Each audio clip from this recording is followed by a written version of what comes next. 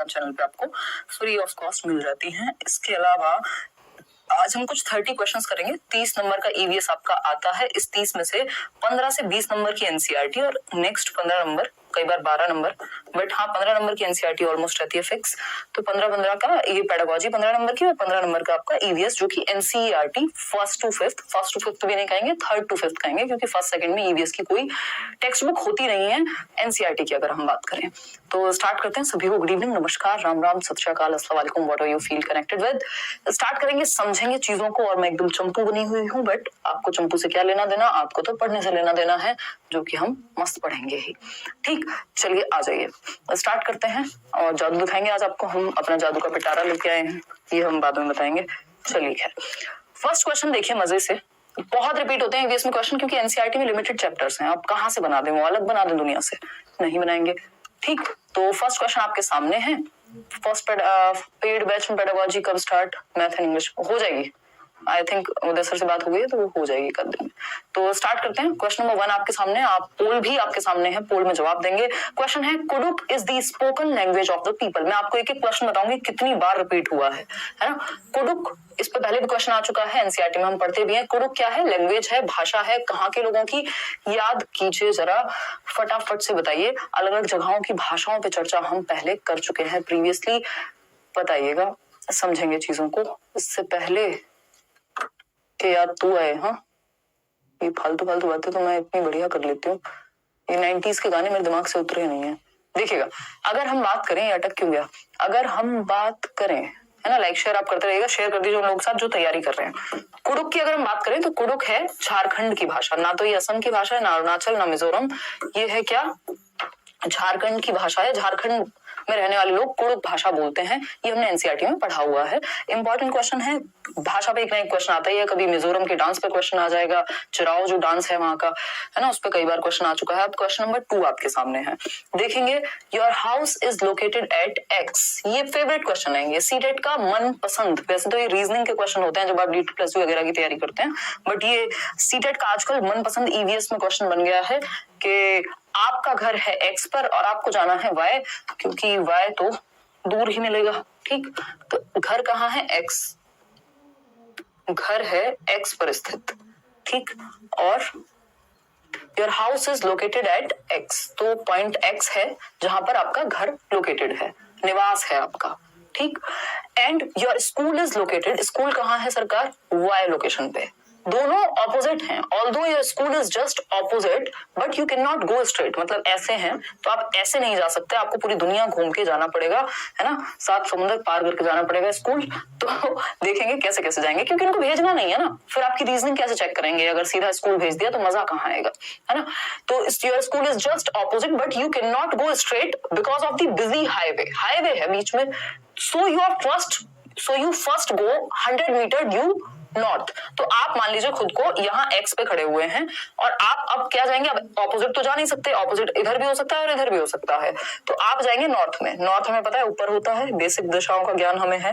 ठीक, नॉर्थ ऊपर है, 100 मीटर चले गए दौड़ लगाते हुए, और फिर उसके बाद क्या हुआ, then cross of 75 meter long subway which is due west. तो वेस्ट में, पश्चिम में क्या है, पश्चिम में बोलते हैं ना वेस्ट को, पश्चिम में क्या है आपका, 75 मीटर आप वॉक किए, तो इधर ईस्ट होगा, हम जाएंगे वेस्ट की तरफ। यहाँ से वेस्ट में गए कितना, 75 मीटर, 75 मीटर वेस्ट में चले गए हम।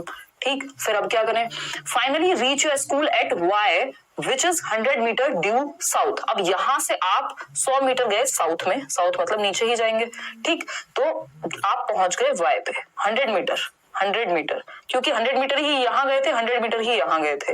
अब ये कह रहे हैं कि with respect to your school Y से आपका घर किधर है। इन्होंने अगर ये पूछा होता कि एक्स से किस साइड है तो आंसर चेंज हो जाता। इन्होंने पूछा वाई से एक्स कहाँ है, यानी आपके स्कूल से घर किधर है, तो भैया ये तो ईस्ट हो गया, इधर तो ईस्ट ही है ना डायरेक्शन, अगर हम ऐसे देखें तो ईस्ट है।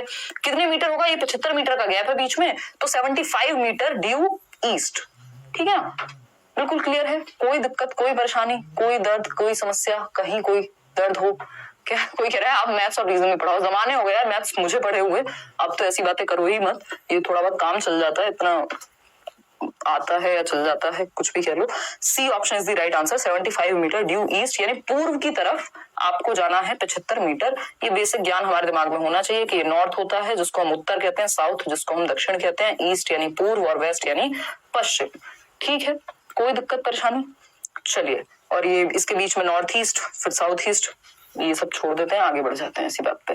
क्वेश्चन नंबर 3 देखिए, एक और ऐसा ही गणित का सवाल कह लीजिए आप इसको, या टाइम टेबल वाला सवाल कह लीजिए, डिस्टेंस वाला सवाल कह लीजिए, जो कि आता ही है। क्या कह रहे हैं? अच्छा, इनको, मेरी वॉच को मेरी ही साउंड जो है बहुत ज्यादा डेसिबल पे लग रही है, तो बताओ हद हो गई, मतलब क्या ही करें अब। देखिएगा एक बार फटाफट से बताइए, डीएलएड की हूँ और ग्रेजुएशन भी कंप्लीट है, क्या पेपर भर दो तबस्सुम, क्योंकि कई बार कई जगह पर अलग अलग स्टेट में अलग अलग एलिजिबिलिटी के क्राइटेरिया होते हैं, तो उस केस में आप भर दीजिए, कोई दिक्कत नहीं। Paper 1 paper 2। क्वेश्चन नंबर 3 देखिए और जवाब दीजिए। आ ट्रेन एक रेलगाड़ी है, स्टार्टेड फ्रॉम नागरकोइल से शुरू हुई 5 जून 2020 को, अब से 2 साल पहले, सुबह के 4:15 पे। भाई 24 आवर टाइम फॉर्मेट जो है इनका होता है 24 घंटे वाला, जिसमें 12 के बाद 1 नहीं बजता, 12 के बाद 13 बजते हैं।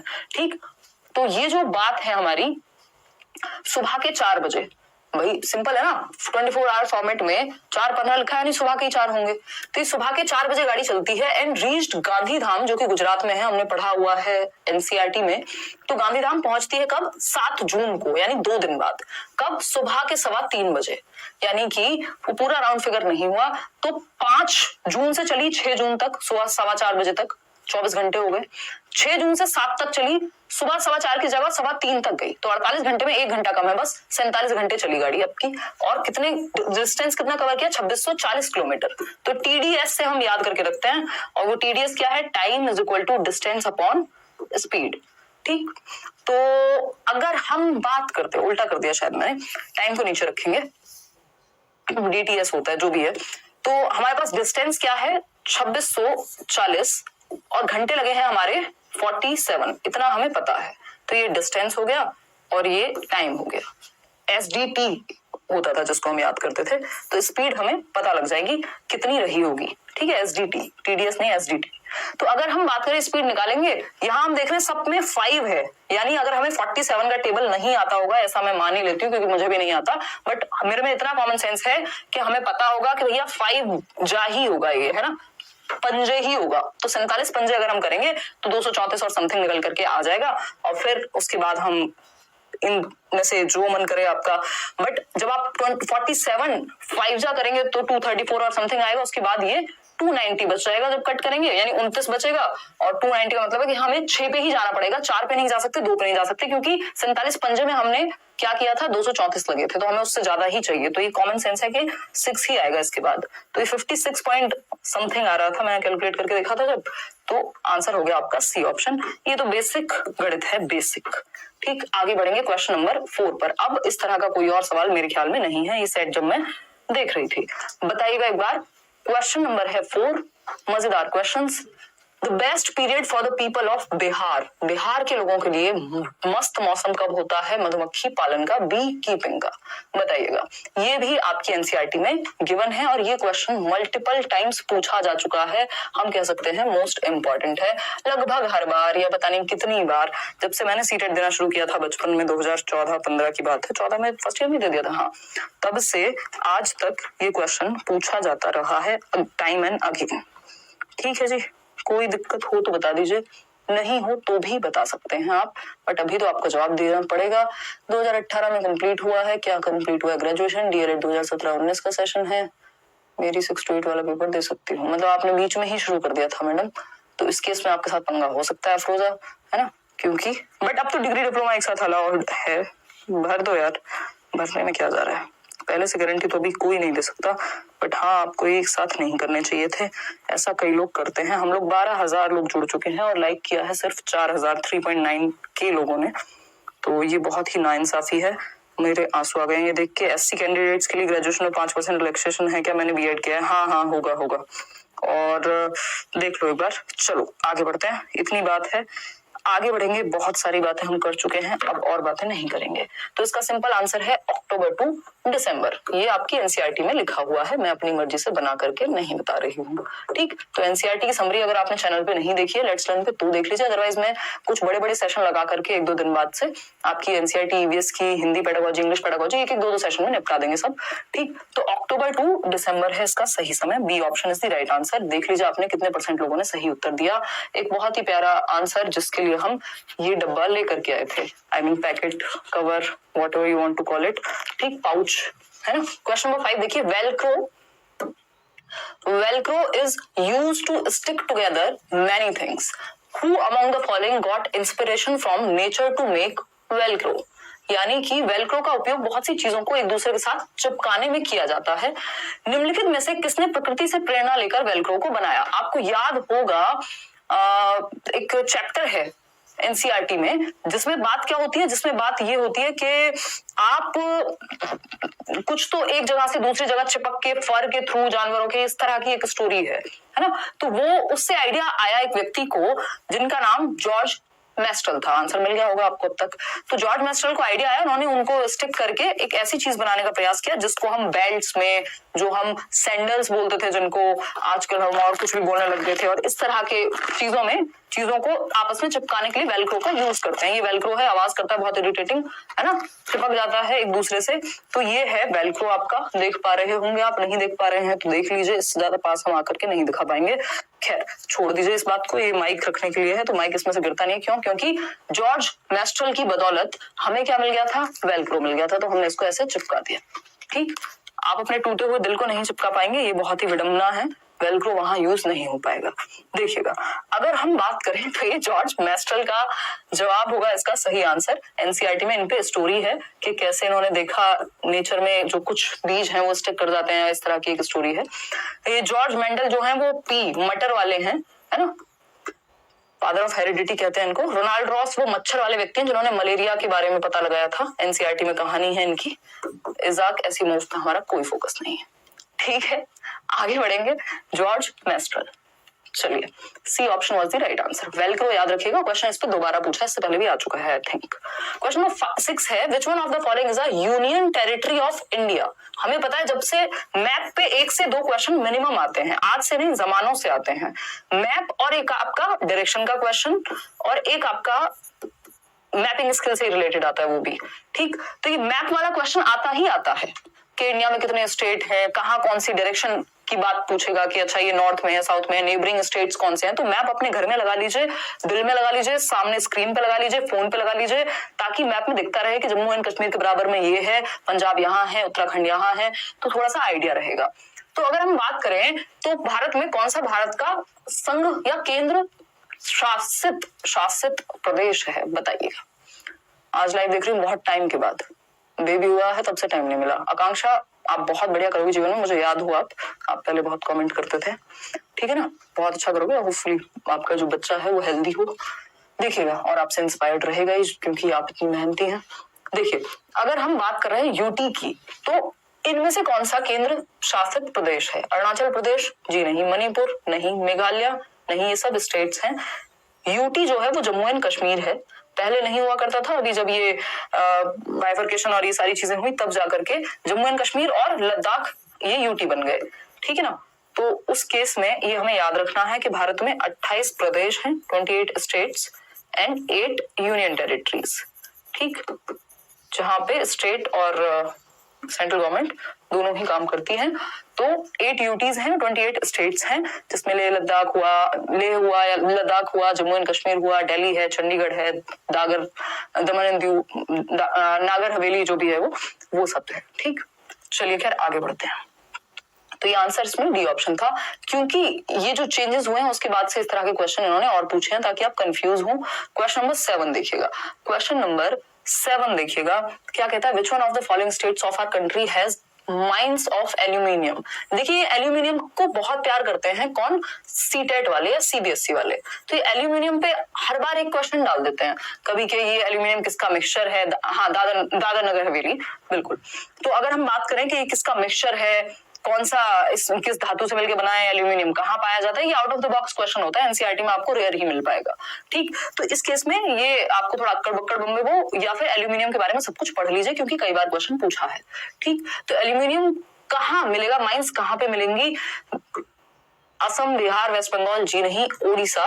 और उड़ीसा में 51% यानी हाफ जितना टोटल कंट्री में मिलता है उसका आधा उड़ीसा में मिल जाता है, बॉक्साइट बेसिकली। और बॉक्साइट से एल्यूमिनियम, बॉक्साइट की एक ओर होती है, तो ये बॉक्साइट से हम एल्यूमिनियम निकाल लेते हैं। तो ये बेसिकली उड़ीसा में मिलता है लगभग 50% से भी ज्यादा। ठीक है ना, तो ये बेसिक बात हो गई, आगे बढ़ेंगे। ये फैक्चुअल क्वेश्चन है, ये याद रखने वाली चीज है, इसमें हम समझने जैसा कुछ नहीं है। क्वेश्चन नंबर 8 देखिए, ये इनका फेवरेट क्वेश्चन है ना, most favourite question, most favourite question, MF लिख लीजिए, most favourite question of CTET. Braille से इतना प्यार है इनको कि CDP से भी रिलेटेड है और यहां से भी। ब्रेल स्क्रिप्ट की बात कर रहे हैं। In Braille script rows of raised dots are made on a thick paper, this script is based on. यानी कि जब हम ब्रेल लिपि की बात कर रहे हैं तो ब्रेल लिपि में मोटे कागज पर उभरे हुए बिंदु बने होते हैं, ऐसे डॉट छेद कर करके इस तरह से बनाए जाते हैं, वो डॉटेड होते हैं, जिनको आप, वो बच्चा जो विजुअली इंपेयर्ड है या ब्लाइंड है, जिसको दिख नहीं सकता है, कम दिख पाता है, वो टच करके या फील करके पढ़ सके। तो ये कितने डॉट पे बेस्ड होती है, वो जो डॉट्स हैं जो उभार करके बनाए गए हैं, वो कितने डॉट्स होते हैं, नंबर ऑफ डॉट्स, ये बहुत बार पूछा गया है, बहुत बार। तो ये जो रोज है उनमें dots are made on a thick paper, this script is based on, कितने डॉट्स पर बेस्ड है। तो कई लोग इसका आंसर 8 कर देते हैं, बट वो गलत हो जाएगा, 6 डॉट्स बेस्ड है, ऐसी कुछ ये दिखती है ना। और इन 6 डॉट्स का ही यूज करके लेटर्स फॉर्म किए जाएंगे, मान लीजिए ए बनाना है, जो भी उस भाषा में बनाना है। और इसका जो इजाद किया, ब्रेल लिपि को जो इन्वेंट किया, वो एक व्यक्ति थे, बेसिकली 15 साल के बच्चे थे, लुई ब्रेल। अपने फादर के इंस्ट्रूमेंट्स के साथ खेलते खेलते इनकी आंखों को नुकसान पहुंच गया था, तो ये ब्लाइंड हो गए थे। और ये फ्रांस से थे, पेरिस में। इन्होंने इसको इजाद किया 1824 में, जब ये 15 साल के थे। और बाद में इन्होंने एक बुक भी लिखी इस पे बेस्ड, 5 साल बाद 1829 में। बट इतना हमें डिटेल में क्यों ही जाना है, एनसीईआरटी में इनकी कहानी पूरी दी हुई है। नोट्स में कब दे रही हूँ, अगले 3 दिन के अंदर अंदर नोट्स आपके सामने ऐसे प्रस्तुत होंगे। ठीक है, काम चल रहा है नोट्स पे। तो 6 डॉट्स यानी 6 डॉट्स बेस्ड है, लुई ब्रेल ने दी थी, लुइस ब्रेल भी कह सकते हैं आप भारतवर्ष में। क्वेश्चन नंबर 9 देखिएगा एक बार, प्यारा सा सवाल है, क्या कहता है, many steps are needed to grow onion है। ये पेपर में भी यही दिया हुआ था, मैं बड़ी शॉक हुई थी देख के। अनियन क्रॉप होगा, ये ओ होगा, ये यू टाइप हो गया। सीटेट वालों से भी ऐसी टाइप हुआ है, हमारे टाइपिस्ट जी की इसमें कोई गलती नहीं है। इस बार सीटेट ने टाइपिंग मिस्टेक भर भर के की है ना। उन्होंने कहा पेपर भी तुम दो, पढ़ के भी तुम आओ, और गलती हम करें तो उसका भी ध्यान तुम ही रखो। कौन, एस्पिरेंट्स, है ना। तो many steps are needed to grow onion crop, consider the following steps and select the option in which these steps are given correct order, in correct order. तो इस केस में आपको हिंदी में पढ़ लेना चाहिए अगर आपको इस तरह की कंफ्यूजन हो कि प्याज की फसल उगाने के लिए कई तरह के कार्य करने होते हैं। नीचे दिए गए चरणों में विचार कीजिए कौन सा क्रम सही होगा प्याज उगाने के लिए। कभी उगाई है प्याज, है ना। सुबह से ना प्याज बिकी है ना आलू, कौन सा है वो, कोई तो मूवी ना वेलकम, उसका बड़ा डायलॉग फेमस है, कांदा या कुछ तो बोलते हैं लोग मुंबई में। चलो खैर, हमें तो स्टेप से मतलब है, किसी ने खेती की हो, खेती करते हुए देखी हो, तो ये कॉमन सेंस वाले स्टेप्स हैं। इसमें ऐसा कुछ नहीं है कि आपने प्याज उगाई होगी तभी आपको पता होगा, या रट्टे लगाए होंगे तब पता होगा। समझते हैं। Digging to loosen the soil, यानी मृदा को खोदकर नरम बनाना पहला स्टेप होना चाहिए। बिल्कुल सही बात है, फर्स्ट स्टेप क्या होना चाहिए कि आप मृदा को खोदकर नरम बनाएंगे। भाई पहले डिग तो करेंगे ना, कुछ भी अगर उसमें उगाना है तो आप उससे पहले डिग करेंगे। खेत भी क्या करते हैं, डिग किया जाता है या नॉर्मल जुताई बोलते हैं वेस्टर्न यूपी में, तो पहले डिगिंग होगी। ठीक है। Cutting the dried leaves from the top of the onion, यानी प्याज के ऊपर की सूखी पत्तियों को काटना। ये ऐसा नहीं हो गया कि नींव बनाई नहीं और 4th फ्लोर पे डायरेक्ट पहुंच गए, है ना, कि 4th फ्लोर डायरेक्ट बना दिया और नींव नहीं है, तो ये तो बेकार की बात होगी। पहले अनियन बड़ी तो हो, उगाई तो जाए, तब तो उनको अलग करोगे ड्राइड लीव्स से। तो ये तो हवा की बातें हो गई, इसको हटा देते हैं अभी के लिए। सोइंग ऑफ सीड्स, हाँ, जब आपने ये मिट्टी को खोदा था उसके बाद आप क्या करेंगे, बीज बोएंगे, तब तो काट पाएंगे। ठीक, तो सेकेंड स्टेप हो गया। वीडिंग, जो भी एक्स्ट्रा फसल है उसको हटा देंगे। तो ये फसल नहीं, बेसिकली खरपतवार जिसको बोलते हैं, वो जो घास फालतू की उगाती है, तो ये थर्ड स्टेप हो गया। प्लकिंग द अनियन आउट, ये 4th स्टेप हो गया। हाँ भैया निकालेंगे, फिर उसके बाद कहीं जाके हम ये कट करेंगे, जो उसके ऊपर का वो होता है ना, प्याज कभी देखी हो तो ऊपर से हटाना होता है, ठीक। तो ये कहानी सही है। फर्स्ट स्टेप हमारा ए ही रहेगा, सब में ए है, कैसे पहचाने। सेकेंड स्टेप हमारा सी है, तो सी, ये दोनों ऑप्शन हट गए, यहाँ पे भी है ए में और सी में भी है। फिर उसके बाद थर्ड स्टेप हमने कौन सा समझा था, वीडिंग, तो डी कहाँ है, यहाँ है, तो आंसर हो गया आपका सी ऑप्शन, ठीक। आप थोड़ा जल्दी भी कर सकते हैं पेपर में, मुझे तो मजे लेकर के करना है ताकि आपको समझ में आ जाए चीजें, ठीक है ना। तो आगे बढ़ेंगे नेक्स्ट क्वेश्चन पे। क्वेश्चन नंबर 10 देखिएगा। क्वेश्चन नंबर 10 क्या कहता है भाई, क्वेश्चन नंबर 10 कह रहा है there is a place in our country called cold desert. ये भी क्या है, एमएफ है। एमएफ बोले तो मोस्ट फेवरेट क्वेश्चन है किसका, सीटेट का। क्यों, क्योंकि कोल्ड डेजर्ट इतनी बार पूछ चुका है कि अब तो सपने में भी कोल्ड डेजर्ट आता है ना। वैसे भी कोई हरी भरी जिंदगी है नहीं, तो कोल्ड डेजर्ट आता है सपने में भी। This area is high, dry and flat, यानी एक तो ये ऊंचाई पर है, ड्राई है मतलब सूखा है, और फ्लैट है, ठीक, और कोल्ड भी है, तभी तो कोल्ड डेजर्ट कह रहे हैं ना हम। तो इस केस में हमारे देश में एक स्थान है जिसे ठंडा रेगिस्तान कहा जाता है। यह क्षेत्र ऊंचा, सूखा और समतल है। लेह लद्दाख, क्या है ये, लद्दाख। दार्जिलिंग कहाँ से सूखा है, इतनी बारिश होती है, शिलोंग मेघालय बारिश होती है भर भर के, कहाँ से सूखा है ये, शिमला चले जाओ कभी, मिलेगी बारिश, बर्फ सब मिल जाएगा। लेह लद्दाख जो है वो सूखा है, कोल्ड डेजर्ट इसलिए कहते हैं। B option is the right answer. आगे बढ़ेंगे क्वेश्चन नंबर 11 पर। क्वेश्चन नंबर 11 देखिएगा और फिर बताइएगा कि क्या विचार हैं आपके इस सवाल के बारे में। एक क्वेश्चन ये जड़ों पे भी आता ही है कि किन में बीज होते हैं, किन फलों में या सब्जियों में, किन में नहीं होते हैं, ठीक। अफरोजा क्या पूछ रहे हो, 2021 में पेपर 1 क्लियर किया था, ग्रेजुएशन प्लस डीएलएड कैटेगरी दिया था, कहीं पर प्राइमरी लेवल पे अप्लाई करना समय है, डीएलएड एंड सीटेट क्वालिफाई दे सकती हूँ। हाँ, कोई दिक्कत नहीं है, उससे तो कोई फर्क नहीं पड़ता। आप जहां पे डीएलएड दिखाओगे वहां ग्रेजुएशन क्यों दिखाओगे, जरूरत ही नहीं पड़ेगी, कोई दिक्कत नहीं। 2021 में किया था तो नो इश्यूज, कोई दिक्कत नहीं।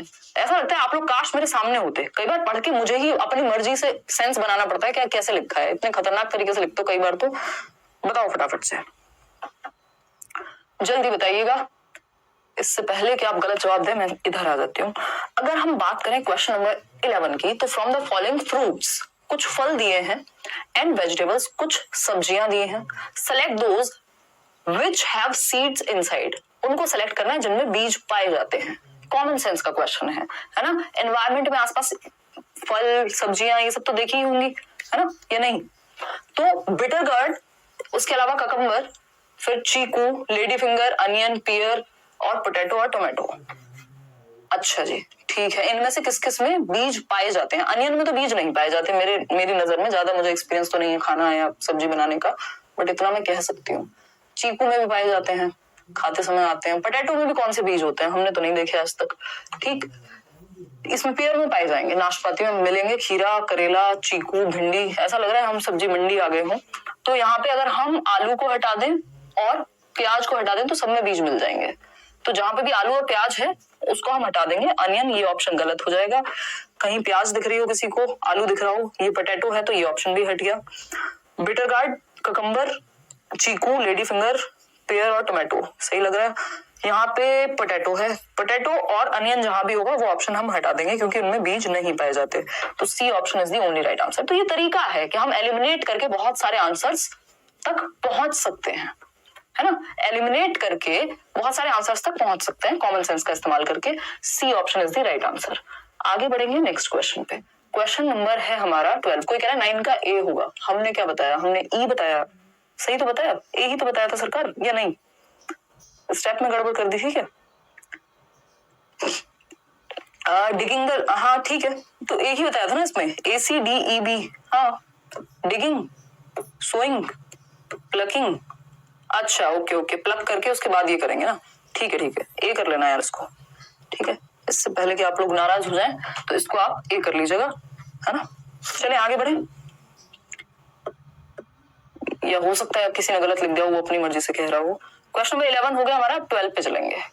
देखिए प्यारा सा क्वेश्चन है, बहुत ही सुंदर, शानदार, जबरदस्त। इतने सुपर चैट करके क्वेश्चन पूछ रहे हो आप, मुझे लग रहा है पता नहीं कितनी समस्या में हो, है ना। मैं ये क्वेश्चन आंसर का ही सेशन रख दूंगी ईवीएस छोड़ के। अच्छा, प्रीति ने कुछ पूछा ही नहीं है, ऐसे ही पैसे लुटा रही हैं। चलो कोई बात नहीं, धन्यवाद। बाय व्हाइट टाइगर टीम, कौन है इंसान, कहां से आते हैं ये लोग? चलिए आंसर कीजिए फटाफट से क्वेश्चन नंबर 12 का।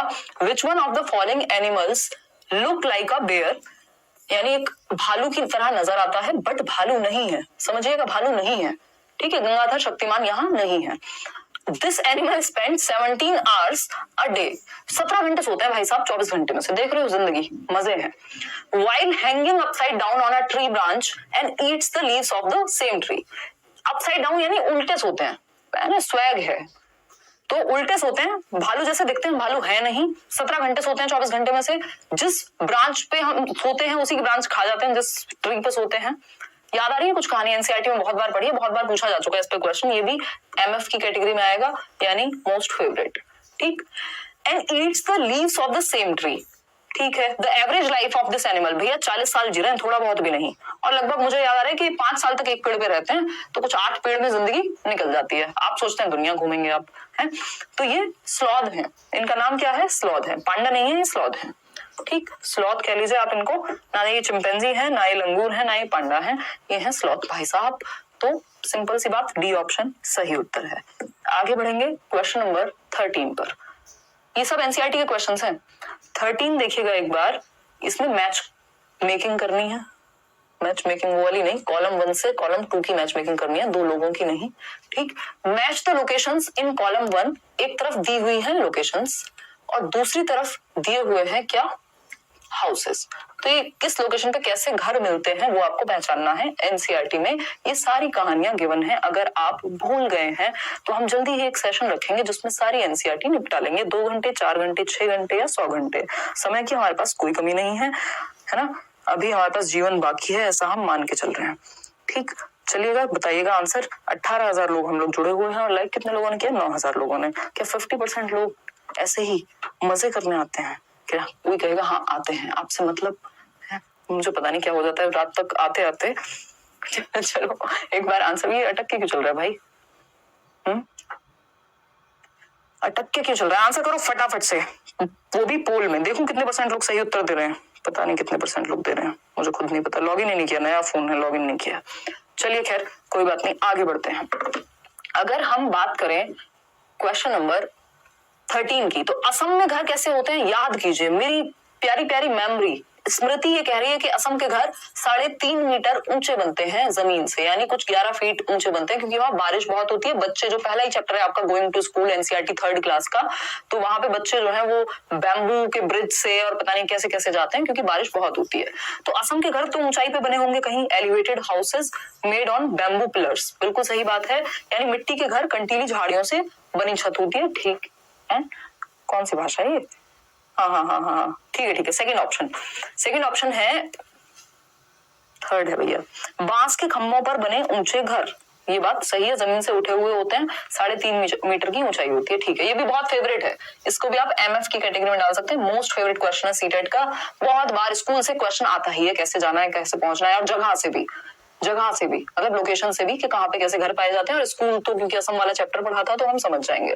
लद्दाख में कैसे घर होंगे, लद्दाख में घर होंगे कैसे, स्लोपिंग नहीं, लद्दाख में कैसे घर होंगे, वो वाले बुशेस वाले and all, bushes proper bushes नहीं, वो राजस्थान में होंगे। देखो एक बार, house is made of stones and wooden floor, ये हमें याद है, और नीचे वाले फ्लोर पे लोग जानवर वगैरह रखते थे, ये भी हमें याद है। बी का 2 होगा, क्या होगा, बी का 2, तो बी का 2 तो भैया सिर्फ सी ऑप्शन नहीं है, अब आगे क्यों चेक करें, हमें तो मिल गया अपना आंसर, है ना। तो ये तरीका है, फंडा है, एलिमिनेट करके आप निकाल सकते हैं, क्योंकि बी का सेकंड कहीं नहीं है किसी ऑप्शन में, तो सी ऑप्शन में ही है। हालांकि फिर भी चेक कर लेंगे, मनाली में होते हैं स्लोपिंग रूफ्स, आप तो जाते ही रहते होंगे घूमने, है ना। तो ये जो है, जो घर है, ये कॉलम इधर उधर कहाँ गया हुआ है, पत्थर लकड़ी से बने ढालू छतों वाले घर, थोड़े स्लोप वाले घर होते हैं मनाली में, क्योंकि बारिश वगैरह भी है, ठीक। राजस्थान ऑफ कोर्स, यहाँ पे इग्लू तो नहीं पाए जाएंगे, बट मड हाउसेस पाए जाएंगे, जिनकी छत पे थॉर्नी बुशेस होंगी, क्योंकि गर्मी भी है, तो झाड़ियों की छत होती है कहाँ पे, राजस्थान में। तो उस हिसाब से हमारा आंसर जो है वो सी ऑप्शन सही है। आगे बढ़ेंगे नेक्स्ट क्वेश्चन पे, क्वेश्चन नंबर है 14, देखिएगा समझेंगे, ये क्वेश्चन भी इनका काफी फेवरेट है, 2 से 3 बार पूछ चुके हैं। आर अर्थ, एक बार तो आंसर भी गलत दे दिया था, अलास्का बता दिया था इन्होंने, मर्जी है इनकी, कैसे भी करें, है ना, क्योंकि अलास्का भी, वो क्वेश्चन फिर इन्होंने घुमा के पूछा हुआ, क्योंकि अलास्का भी क्या है, अपसाइड डाउन ही है हमारे इंडिया से अगर देखा जाए तो। बताइएगा, 9 बजे शुरू होती है जी क्लास, 9 बजे डेली आपको आना है, और हम मजे मस्ती में पढ़ेंगे, जैसे जैसे पेपर आएगा पास, हम स्ट्रेस नहीं लेंगे, our earth is round like a globe, यानी हमारी जो धरती है, पृथ्वी है, वो ग्लोब की भांति गोल है। There is actually no up और डाउन ऑन दी अर्थ, यानी कोई ऊपर या नीचे नहीं है। गोल बेशक है लेकिन ऊपर और नीचे नहीं है कोई भी जगह। यह सब सापेक्ष है, रिलेटिव है ना। हम रिलेटिव हैं एक दूसरे के, ऐसा नहीं हो सकता कि ये यहाँ है कंट्री तो ये नीचे हो गया। We the people of India, क्योंकि ये गोल है, क्या earth, we the people of India actually stand on the surface of earth upside down in relation to the people of, यानी हम भारत के लोग वास्तव में पृथ्वी के पृष्ठ पर नीचे दिए गए जिस देश के लोगों के सापेक्ष उल्टे हैं। देखो बहुत बड़ी हिंट दी है इन्होंने क्या दी है, हिंट दी है। क्या हिंट दी है कि हम भारत के लोग, we the people of India actually stand on the surface of earth upside down in relation to the people of, यानी हम किसके नीचे की ओर, वास्तव में पृथ्वी के पृष्ठ पर नीचे दिए गए जिस देश के लोगों के सापेक्ष, यानी पृथ्वी के पृष्ठ पे नीचे खड़े हैं कौन से लोग, जिनके हम सापेक्ष हैं। तो कौन सा देश नीचे हुआ हमसे, मतलब जस्ट नीचे नहीं, अपसाइड डाउन। तो यहाँ है हमारा ये एशिया या कह लीजिए भारत, और यहाँ कहीं है आपका ये अर्जेंटीना। तो ये बिल्कुल ऑपोजिट पड़ जाते हैं, मतलब अपसाइड डाउन पड़ जाएंगे। तो हम कहेंगे कि हम अर्जेंटीना के लोगों के क्या है, अपसाइड डाउन है, रिलेटिव पढ़ेंगे हम। तो B option is the right answer. ये जितने भी लोग कह रहे हैं कि आप फीस लेंगे, ये क्लासेस फ्री होंगी, जो हम एक एक दो क्लासेस जितने भी अलग अलग सब्जेक्ट की तैयारी करने वाले हैं सब फ्री होगा। पेड में मैं सिर्फ सीडीपी पढ़ाती हूँ, मेरी कोई जिम्मेदारी नहीं है ईवीएस पढ़ाने की, है ना। ये सिर्फ आप लोगों के लिए मेहनत की जाती है। क्वेश्चन नंबर 15 देखिएगा, क्वेश्चन नंबर 15 समझते हैं। अगर हम बात करें, in order to get more yield from his fields, a farmer is growing paddy crops over and over again using excess of fertiliser and pesticides. एक फार्मर है जो ज्यादा फसल उग जाए या मिल जाए उनको, इसलिए वो क्या कर रहे हैं, पैडी क्रॉप, यानी सेम फसल बार बार उगा रहे हैं। अब वो कोई भी क्रॉप हो, अगर सेम फसल बार बार उगाई जाए तो एनसीईआरटी में हमने पढ़ा है बंजर हो जाती है जमीन, मतलब बैरन लैंड हो जाएगी। और ऊपर से बहुत सारे फर्टिलाइजर का भी यूज कर रहे हैं, पेस्टिसाइड्स का भी यूज कर रहे हैं, तो इससे क्या होगा, सॉइल वो बंजर हो जाएगी। तो more useful for the paddy crops only, कुछ ऐसा मतलब नहीं है। फर्टाइल हो जाएगी, बिल्कुल भी नहीं। प्लफ और सो कर सकते हैं, बहुत अच्छा हो जाएगा, फिट हो जाएगी, नहीं। Ultimately unfit for growing any crop, भाई ज्यादा सेम क्रॉप उगाई अगर उन्होंने तो फिर कोई भी क्रॉप उगाने लायक वो जमीन बचेगी नहीं।